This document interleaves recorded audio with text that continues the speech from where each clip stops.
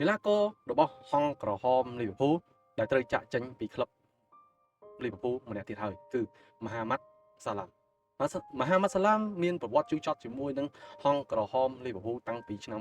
2017មកម្លេះបងប្អូនបាទការលេងរបស់គាត់មានការជូរមានការចត់បាទមានទៅវិញមានផ្អែមហើយដំណក់ទឹកភ្លៀង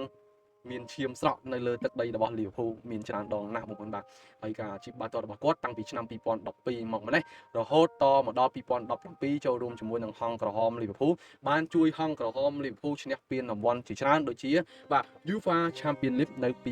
2019បាទ English Premier League ឆ្នាំ2019-2020ស្បែកជើងមាស Golden Boot ជាច្រើនដងបាទហើយក្លាយជាកីឡាករដែលរកគ្រាប់បាល់បានច្រើនបំផុតក្នុងប្រវត្តិសាស្ត្រក្លឹបសម្រាប់ការប្រកួតខ្លះៗ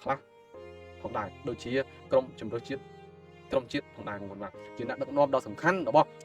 បាទក្លឹបផងដែរហើយជួយក្រុមឈ្នះវគ្គ Final បាទពានរង្វាន់ Carabao Cup National League បាទហើយចូលរួមជាមួយនឹង FIFA World Cup ផងដែរបងប្អូនបាទនេះជាការចាក់ចេញរបស់គាត់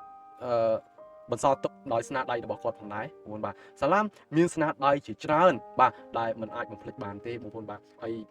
សាឡាមលាអ្នកគ្រប់គ្រងលាប្រិយមិត្តលាទស្សនិកជនលាក្លឹបទាំងអាឡ័យផងដែរបងប្អូនបាទនេះជាការចាក់ចេញបាទរបស់គាត់សូមជូនពរឲ្យសាឡាមទៅរកអនាគតក្លឹបថ្មីដោយក្តីរីករាយផងដែរបាទពីខ្ញុំអេដមីនសុវណ្ណដែរហើយជូនពរដល់កីឡាករបាទមហាម៉ាត់សាឡាន